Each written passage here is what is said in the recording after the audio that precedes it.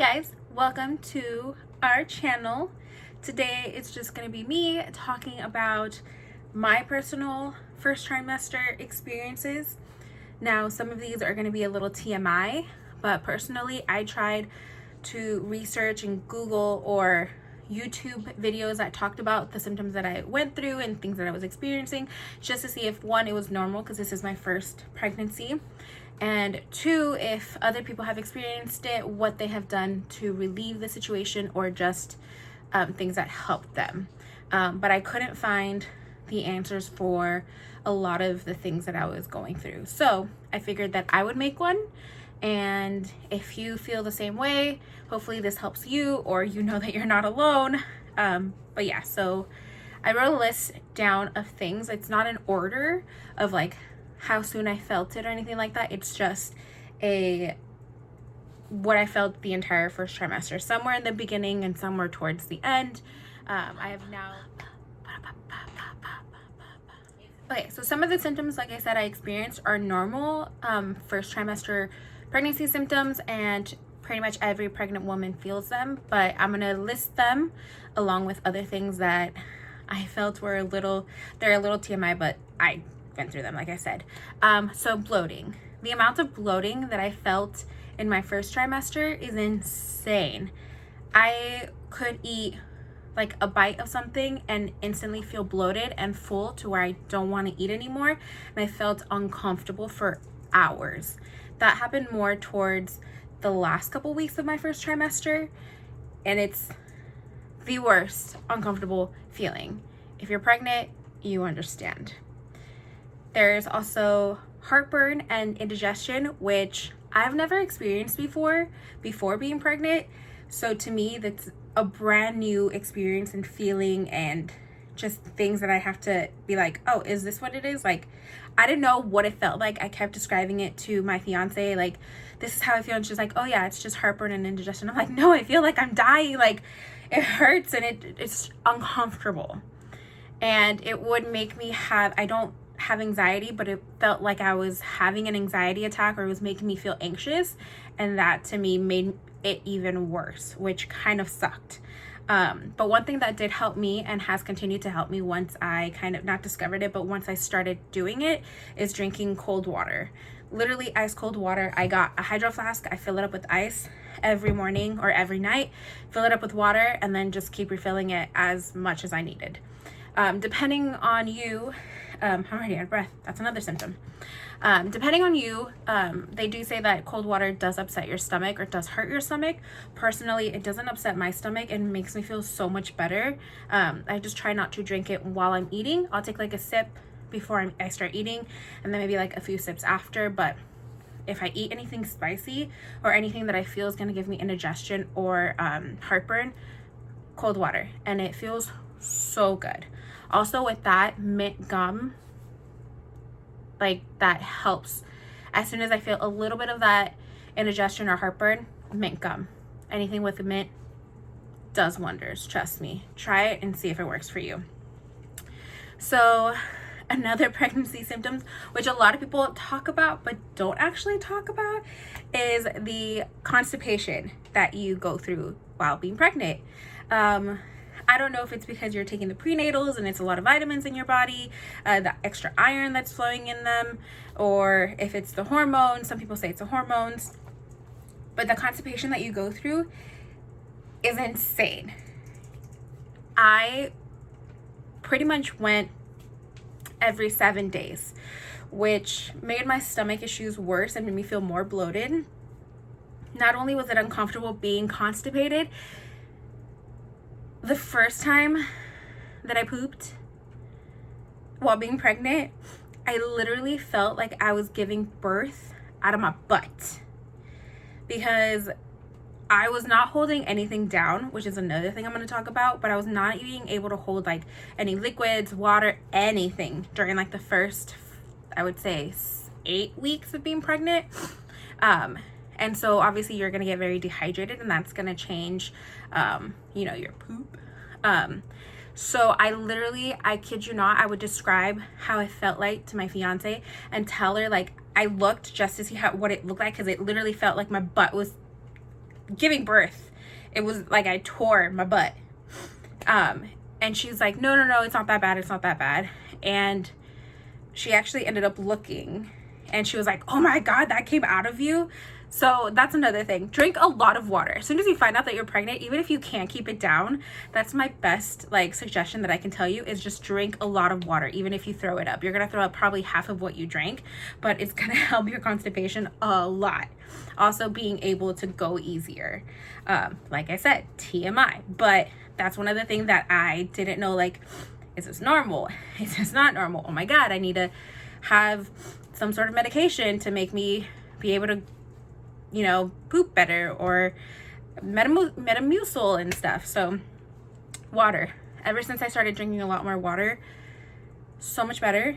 It doesn't hurt to poop, and it's a lot better. Great. I would have to hold my partner's like hand because I was in so much pain, literally. So with the whole pooping yourself, there's also comes with peeing yourself. And not just because you can't make it to the bathroom or you drank so much water that you just pee. No, it's like they say when you're in your last trimester, you sneeze and you pee. That's happened to me during my first trimester. Like more so maybe towards week 10 and on. I sneeze, I pee. I cough, I pee. Not a lot. It's like a little bit, but I'm like, all right, I gotta change my underwear, or I gotta wash up, because you have to clean you have to maintain it clean down there so you don't get an infection. So yeah, that's one thing. It's gonna suck. Panty liners would probably be your best friend if you do pee on yourself often. Luckily I don't do it every time, but it does happen, or I'm like, oh crap, you know. But yeah, we're not steering away from that topic. It's gonna get a little bit more TMI. There was this instance, and I'm sure it's not going to be the last one, goes back to being constipated towards the beginning of my pregnancy. This was probably about the third or fourth time that I had to go to the bathroom in my early pregnancy, and I was still feeling constipated, not as much as the first time, but still pretty constipated. And trying to go, I could feel like it hurting already. All of a sudden I got this like, I'm gonna pass out. I got sweaty, I got clammy, I felt weak. I felt like I literally like, I was like, do I wipe? Do I not? Like, I can't, I don't have the energy to wipe, so I can turn around and throw up, or go over to the tub and throw up, or like grab something to throw up. So I yell out for my fiance to be like, I'm gonna pass out, I'm gonna pass out. So she gives me a plastic bag, and I end up throwing up, and I end up throwing up so hard. And you know what I'm talking about if you've experienced this, where you literally, your body's trying to get rid of everything in your stomach that it does not want. You're like, you know what I'm talking about. But so I'm throwing up so bad that I end up pooping at the same time in the toilet, but it was just like it was coming out of both ends. And I've heard this from a different friend as well. She ate she's 13 weeks, and she ate some like tempura, some veggie tempura thing, and she said she had the worst diarrhea and she was puking at the same time. So be prepared for that. I would say definitely keep bags in your bathroom because that will happen. It's only happened to me once, thank God. But you never know. So the next thing that I'm going to talk about is pretty much stuff that every pregnant woman go through, and it's not TMI, or it's not like that bad. It's kind of just, it varies in different pregnant people. But morning sickness. I've talked to a few of my friends that have said that they were blessed with no morning sickness, or they got like a little bit of it for like 2-3 weeks and then they were done. I suffered literally, I feel like the worst morning sickness of my life, to the point where the best that I could describe it is feeling hungover every single day, all day. At least when you're hungover, you can get better. No, this was like the worst feeling in the pit of my stomach. I can't move, I can't get up from bed, I can't do anything, and I'm throwing up like every 10 minutes. I would drink water or drink Gatorade or drink Sprite, ginger ale. 5 minutes later, I'm puking all out.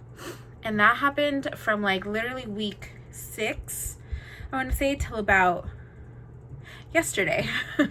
No, the severity of the morning sickness was probably from like week 6 to about 13. So I had a very long weeks of being very sick. And my doctor had to prescribe me, unfortunately, medication.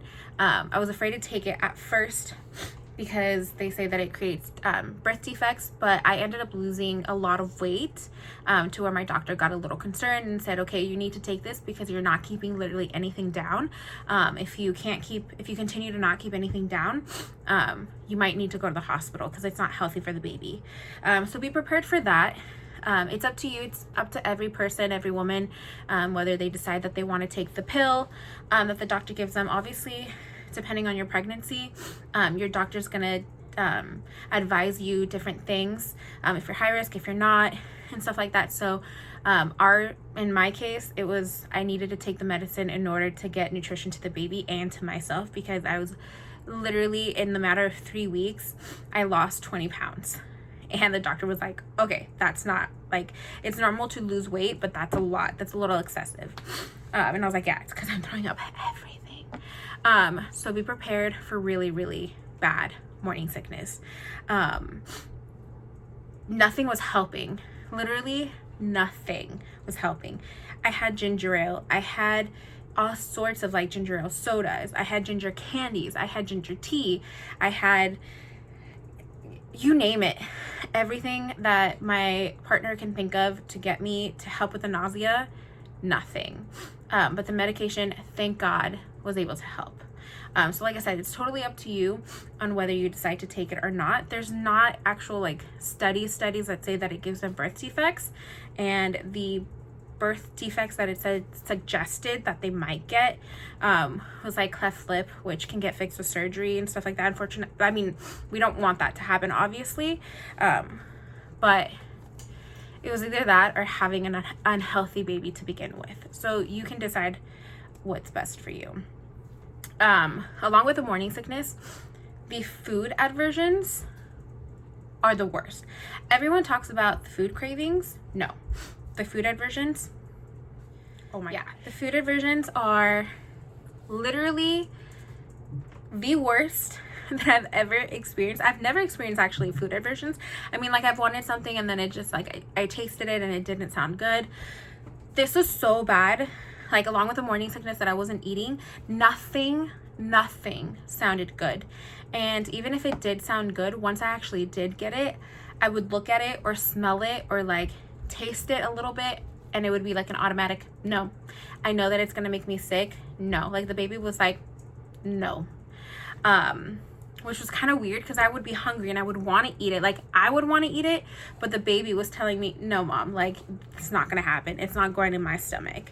So be prepared for that. I wasted so much food from ordering it on DoorDash and ordering it, going to the store and getting it, or my fiance making it and stuff. And I wouldn't eat it because it did not sound good. And if something doesn't sound good to you, you're not going to enjoy it and it's going to make you sick. So that's probably, I'm barely now starting to get food cravings, but I still have a little bit of the food aversions. But I feel like mine were pretty bad, like really bad. There's also smell sensitivity. I got that pretty early on.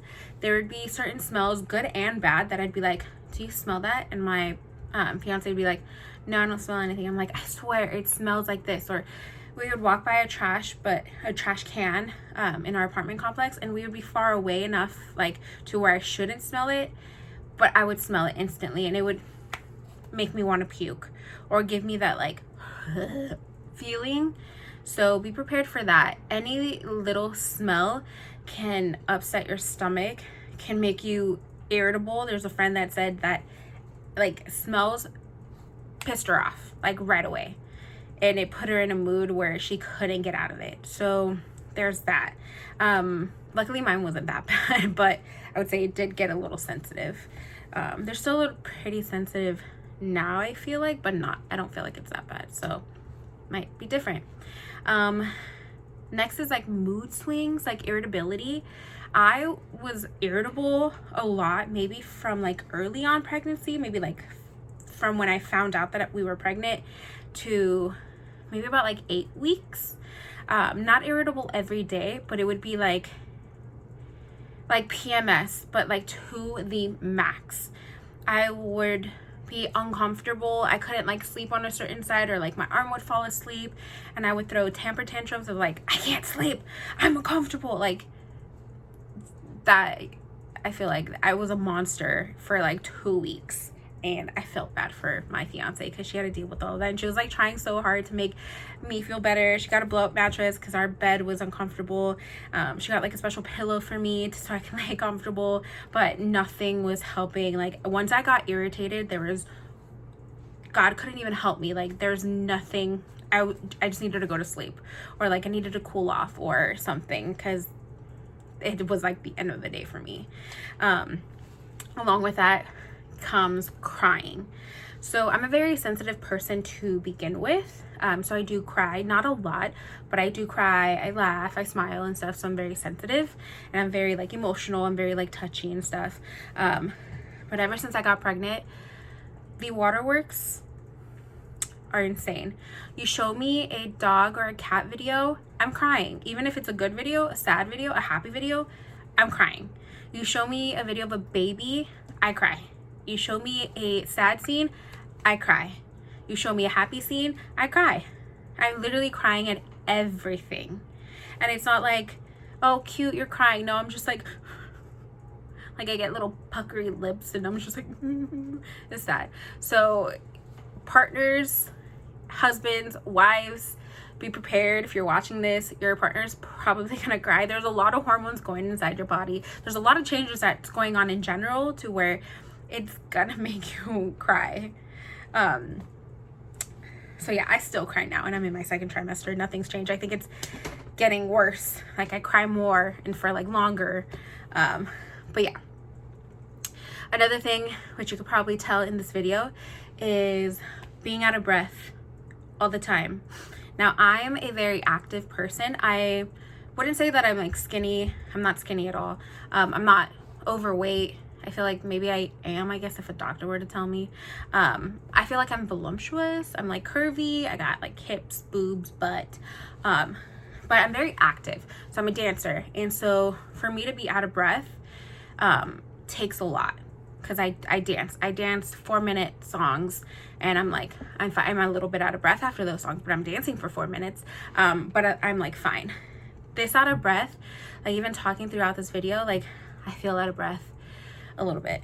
I experienced that very early on, and I would tell the doctor, and the doctor said it's because the blood flow from my body is going to the baby, and like they're stealing your energy and stuff like that. So that has a lot to do with it. Maybe it's a little different for you and your body, if you're active or not. I'm assuming the more active you are, the less out of breath you are. But I walk for 5 minutes, I'm out of breath. Not like huffing and puffing, but I'm just like, okay, I need to take like a few breaths, or I need to like stop what I'm doing and breathe for a little bit. Going upstairs, we live in the second story, and for the longest time, for like I feel like 6 weeks of my pregnancy, I needed to go 2 steps and then stop, and then another 2 steps and then stop, and then another few steps and then stop. Like I couldn't consistently do it. I was so out of breath. Not only was I out of breath, but I would get nauseous, and I would get dizzy, and I'd feel like I'm gonna pass out. So my fiance had to like either grab me, she had to go first and grab my hand and pull me, or grab my butt from behind and like push me up. So I definitely needed help with that. So be prepared for that. Going on walks does help with your pregnancy stamina, but I still get out of breath even now. There's a video, which maybe I'll insert here after this clip, where we're taking a walk, and we're not even going that fast, but I'm out of breath, and I run to the like concrete area and throw up, because that's how bad it was. But yeah, so be prepared for that. Definitely go on a lot of walks. I feel like that's gonna just help in general with your stamina, but also keep you a little bit more healthy. So we try to take walks every night. We try to walk for at least 30 minutes to 45 minutes. Obviously in the beginning it wasn't as long. It would be like one little lap around our parking complex. And then that was like enough. Like I was done. We've increased it to like 2 times, and then now we're increasing it to like 3 and 4 times and stuff. So definitely go on for walks as much as you can. This is something probably that a lot of women feel uncomfortable talking about. And I knew that your body goes through changes, but I didn't think that it went through as many changes as I'm going through right now. One of the things that kind of caught me off guard, and not off guard, but just it surprised me, where I was like, oh crap, like this really does happen, is the color of your nipples and the size of them. You go from like very cute, pretty like boobs, nipples, and like areolas, and they change. They get darker, and they get bigger, and they get thicker. That was something that to me, like, not that I'm uncomfortable with my body. I like the way my boobs looked, and I thought that they were always like, you know, I like them. They were cute, pink, you know. I'm like, oh, cool. And then one day I noticed, I was like, wait, that's not normal. And slowly it progressed to like a very dark color, and I'm like, oh, my nipples, my areolas, like, oh my god. And obviously it's natural. It's kind of like, it works like a bullseye for the baby, because they can't see in the beginning. They just see like shapes, and then like they start seeing different kind of colors, like darker colors. So it's for them, so then that way they can latch on a lot easier. So don't be sad. I know it's kind of like, oh my god, my cute boobs, but it's for the baby. So that's what I try to tell myself when I like look at them. I'm like, oh, my body, but it's all for the baby, and it's all for the greater good. And at the end of it, you're gonna have a baby, and it's gonna be worth it. It's gonna be totally worth it. All the changes that you're going through, it's gonna be worth it once that baby is out and you hear them cry and you change their diaper, and you know, so it's all worth it. With that too is discharge. So I've seen a few people on here talk about it, but not kind of in depth, and I don't feel like I should either, just because every woman is different. But just be prepared for a lot of discharge. Like I said, that panty liner will probably be your best friend. I went from, a little TMI, but I went from not wearing underwear, just because for me personally it just made me feel uncomfortable, and I just didn't like it. I hated thongs, not my thing, and I hated panty lines, so I just chose not to. I know I'm not the only woman that does it, but once you're pregnant, you have to wear underwear. Like, you cannot go underwearless, and that's a very like strange thing that I've had to get used to, is that I have to wear underwear. And that's when I started noticing discharge. It's gonna happen a lot, like a lot. It happened so much in the beginning of my pregnancy, where sometimes I would get scared because we were labeled high risk, and anytime I felt anything down there, I would be like, oh my god, is it blood? But no, just be prepared that it's going to be discharge. It's going to have some weird smells. It's going to be funky looking. It's going to be, the texture is going to change constantly. It's not going to be the same every week, every day. It's going to change just depending on your body. Also, what you eat, what you drink, what you do, it's going to change. Be prepared for that.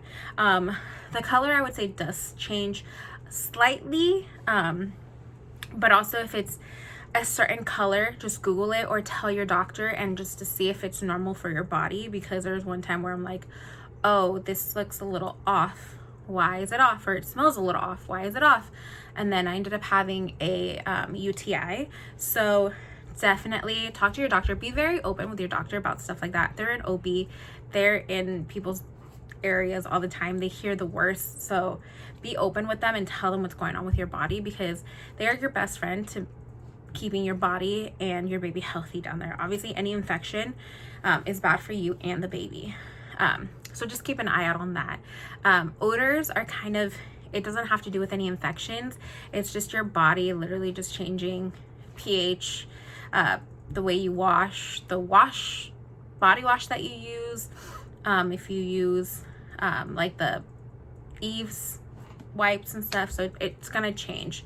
Obviously if you have like a weird smell, definitely talk to your OB about it, and then they can see if you maybe need some medication for something or something else is going on down there. But yeah, be prepared for that. Away from the TMI, there's gonna be feelings that I went through, which is like the constant hunger. Like I felt ravenous. Like the first couple weeks, obviously I couldn't eat and I couldn't drink, so my body wasn't being able to keep anything down, so I felt like I was starving. And obviously I wasn't throwing up everything completely. Like, it's kind of weird. The baby, or I guess my stomach, chose what it liked and what it didn't like. Like, I would drink Gatorade and I would throw that up. I would drink blue Gatorade and I would throw it up. I would drink red Gatorade after and not throw that up. So it's kind of weird. But I felt the most intense hunger, and even now that I'm able to keep things down, like I still feel like it cannot satisfy my hunger. So I would say eat a lot, eat before you get hungry. My mom said that once you feel hungry, like once you let your body feel hungry, you can't satisfy it. There's nothing that you can do to satisfy it, and you're gonna feel that feeling, and it's really uncomfortable and it sucks because I feel like I keep eating and I'm not fulfilling my stomach. But it's not that, it's just the feeling, and it's like kind of not in my head, but it's kind of there. And I know that like I feel full, I feel bloated, I know that there's plenty of like nutrition in there, but again, it's just that feeling of feeling ravenous. So it's easier said than done. Try to eat every 2 hours. As soon as you wake up, eat some crackers or have some Oreos, or my favorite are like bunny crackers, chocolate flavored, or like Ritz crackers, or just anything small that you can keep down, especially if you have morning sickness. Just anything to kind of have in there.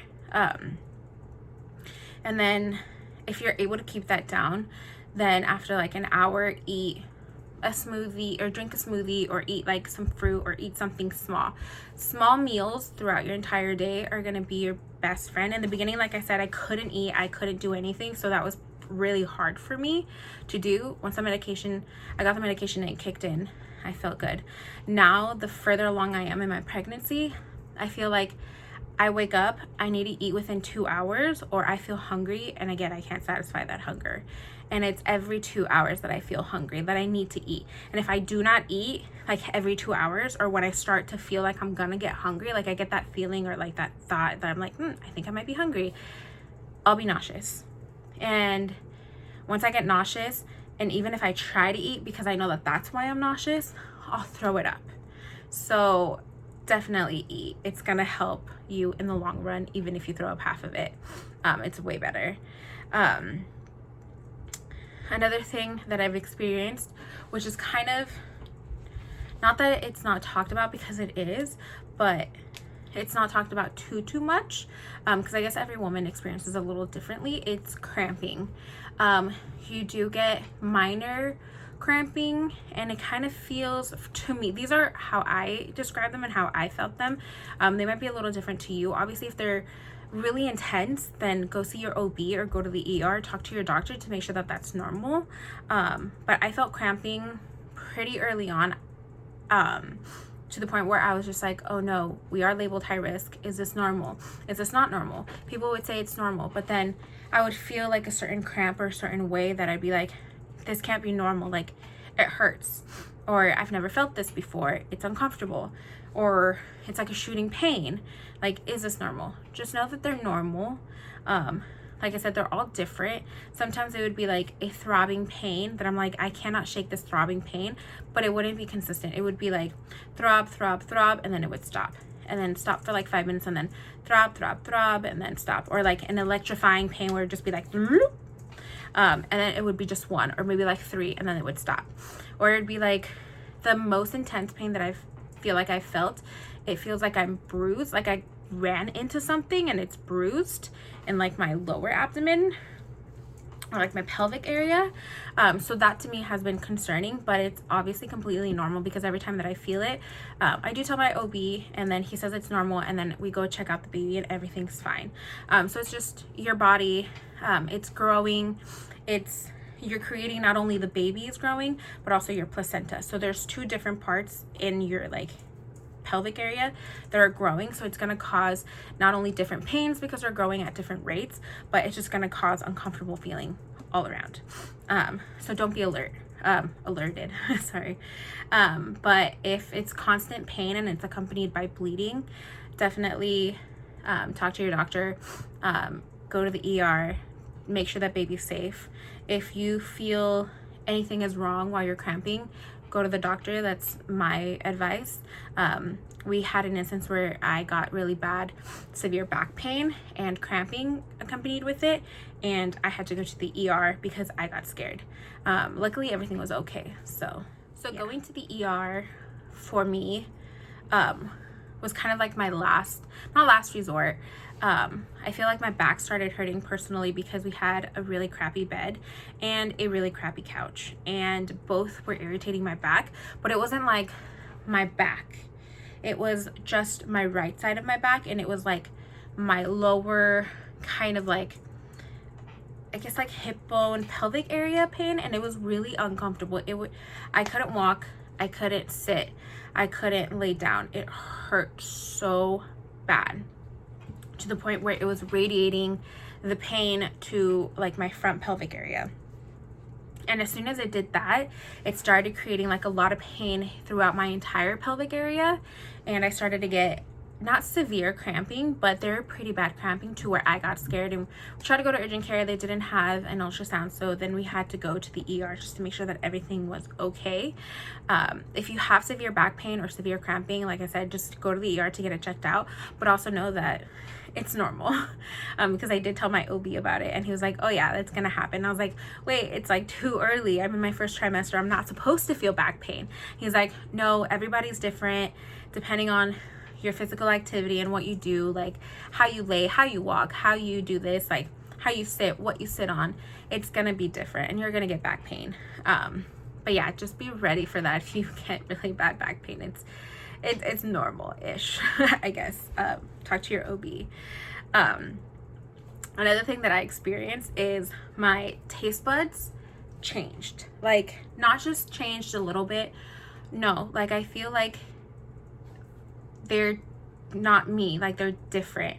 One, I'm Mexican, so I can eat spicy, like spicy noodles, no problem. Like, I love those. I eat those all the time.